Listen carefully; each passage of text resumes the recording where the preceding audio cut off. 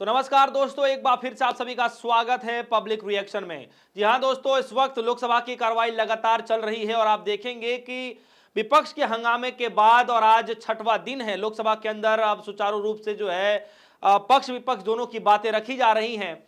इस वक्त कुछ ही देर पहले ही अभी दीपेंद्र हुड्डा ने बयान दिया और चूंकि सवाल चल रहा है और उस पर जो चर्चा चल रही है ऑपरेशन सिंदूर को लेकर के, तो पहलगाम हमले में आतंकी जो हमले हुए थे जिसके बाद सत्ता पक्ष ने जो रवैया अपनाया था उसको लेकर फिर दीपेंद्र हुड्डा ने बहुत कुछ कह दिया है कि आप बार बार मीटिंग की बात कर रहे थे, आप सर्वदलीय बैठक की बात कर रहे थे। जब हमने सवाल पूछना शुरू किया और जब आप इतने गंभीर मसले में भी जब विपक्षी पार्टियों ने आपका समर्थन दे दिया, पूर्णतः समर्थन दे दिया, तब आपने क्या किया? बार बार जो है दीपेंद्र हुड्डा ये कह रहे हैं कि हम विपक्ष में रहने के बावजूद भी हमारा काम है कि हम आपको आईना दिखाएं। जो काम सत्ता में रहने के बाद सत्ता वाले जो लोग हैं वो नहीं कर पाते हैं, तो विपक्ष का काम है, विपक्ष के नाते उस काम को करना। हमने सर्वदलीय बैठक बुलाई, लेकिन आपने क्या किया? उस सर्वदलीय बैठक में प्रधानमंत्री मोदी जी नदारत रहे, न एक बार आए न दो बार आए। साफ तौर पर यह कह रहे हैं कि अगर कोई इंपॉर्टेंट काम था, कोई ऐसा काम था जिसमें जाना ही था, तो आप बता देते, हम उस सर्वदलीय बैठक को पोस्टपोन कर देते, जिस दिन मोदी जी आते उस दिन चर्चा कर लेते। बहुत गंभीर मसला था। तो सिंसियरिटी उस बात से चमकती है कि आप किस तरीके से आप इसको सीरियसली ले रहे थे, इस मसले को। तो बहुत कुछ कहा है, क्या कुछ कहा है, पूरा इनको पहले वीडियो सुन लीजिए। कि फौज ने तो अपना काम किया, लेकिन क्या सत्ता पक्ष में बैठे हुए नेताओं ने अपना काम किया कि नहीं किया, यह चर्चा का विषय यह है कि सत्ता पक्ष की कार्यप्रणाली क्या रही ऑपरेशन सिंदूर के समय। और हमारा देश लोकतंत्र है, विपक्ष की जिम्मेदारी है, यदि सत्ता पक्ष अपनी जिम्मेदारी में कहीं कमी छोड़ता है तो विपक्ष की जिम्मेदारी है उस कमी को, उस खामी को देश के जनता के सामने रखे। यह हमारी जिम्मेदारी है इस प्रजातंत्र में। विपक्ष ने अपनी जिम्मेदारी उस समय निभाई जब पहलगाम पे आतंकी हमला हुआ, और हमने कहा कि हम आपके साथ हैं। हमने कहा कि दुश्मन को मुंह तोड़ जवाब दो, पूरा देश आपके साथ है, विपक्ष आपके साथ है। लेकिन आपने क्या किया?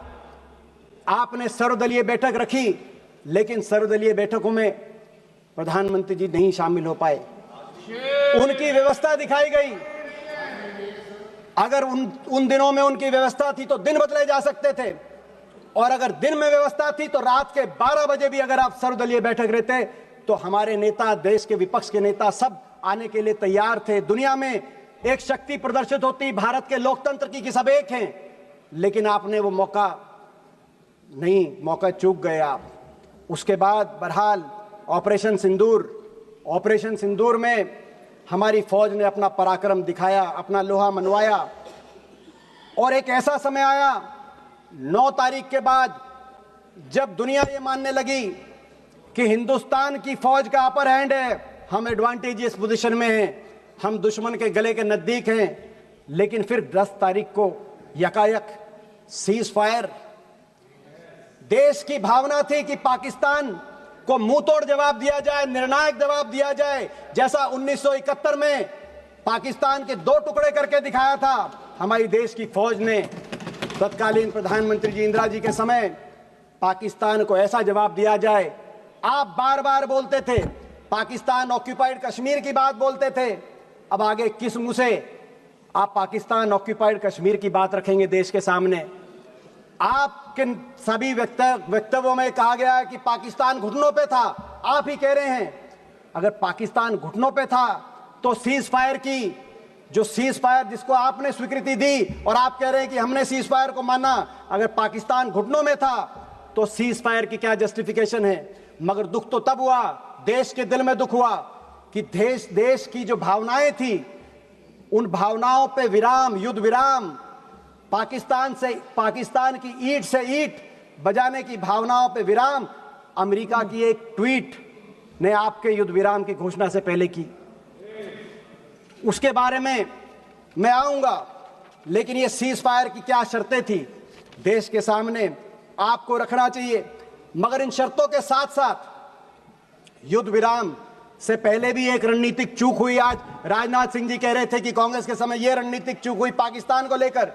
सबसे बड़ी रणनीतिक भूल उस समय हुई, आदरणीय विदेश मंत्री जी बैठे जब इन्होंने टेलीफोन करके कहा कि हम केवल आतंकी ठिकानों को निशाने पे ले रहे हैं, मगर हम किसी मिलिट्री या सिविलियन ठिकानों को निशाने पे नहीं ले रहे। जब ये कहा, आपने स्वीकार किया, एक तरीके से क्लीन चिट दी पाकिस्तान की आर्मी और सरकार को, और अलग अलग दृष्टि से आपने देखा पाकिस्तान, जबकि आपके सारे ही स्पीकर्स कह रहे हैं, मान रहे हैं, और देश मानता है, दुनिया को पता है कि पाकिस्तान की सरकार, पाकिस्तान की आर्मी और इन आतंकियों में कोई भेद नहीं किया जा सकता। ये एक हैं, मगर आपने स्वयं टेलीफोन करके अलग अलग दृष्टि से देखने का काम किया कि केवल हम आतंकी ठिकानों को। ये जो रणनीतिक भूल हुई है इतिहास में, हमेशा ये बात पाकिस्तान को एक आपने मौका दिया ये कहने के लिए। विदेश मंत्रालय की क्या भूमिका रहती है देश में?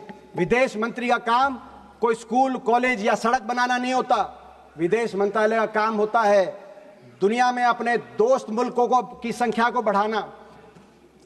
विदेश मंत्रालय की और विदेश नीति की आपकी सच्चाई 11 साल की तब सामने आई जब ये टकराव की स्थिति पैदा हुई। कितने देश आपके साथ आके खड़े हुए और कितने देशों ने खुल के पाकिस्तान का साथ दिया, दुनिया ने देखा। और ये बात कबूलनामा अभी मेरे मित्र जय पांडा भी कह रहे थे कि देशों की तरफ से पढ़ रहे थे कि उस देश ने आतंकी हमला का निंदा करी और उस देश ने निंदा करी। मैं पूछना चाहता हूं, एक देश का नाम बताओ जिसने आतंकी हमले की निंदा भी करी और यह भी कहा कि पाकिस्तान इसके पीछे है और हम पाकिस्तान की भी निंदा करते हैं। एक देश ने पाकिस्तान की निंदा नहीं करी। और दूसरी तरफ पाकिस्तान के साथ देने वालों की देशों में चीन, टर्की, अजरबैजान, मलेशिया जैसे देशों की, और आपके साथ एक ने भी बयान नहीं दिया। और ये बात आपको भी पता है, 11 साल की आपकी विदेश नीति, दुनिया में जो भ्रमण प्रधानमंत्री जी ने किया, विदेश मंत्री जी आपने किया, बाकी अधिकारियों ने किया, उसका सच तब सामने आया जब इस घटना के बाद आपको सांसदों पर अपना विश्वास व्यक्त करते हुए सांसदों के प्रतिनिधित्व मंडल भेजने पड़े। 11 साल से आप क्या कर रहे थे दुनिया में के चप्पे चप्पे में घूम के, जब आपको सांसदों पे आना पड़ा। दुख इस बात का, और आपकी विदेश नीति की दूसरी बड़ी कमी, बहुराष्ट्रीय संस्थाओं ने उस एक महीने में जिस तरीके से पाकिस्तान का साथ दिया और आप उसको रोकने में असफल साबित हुए।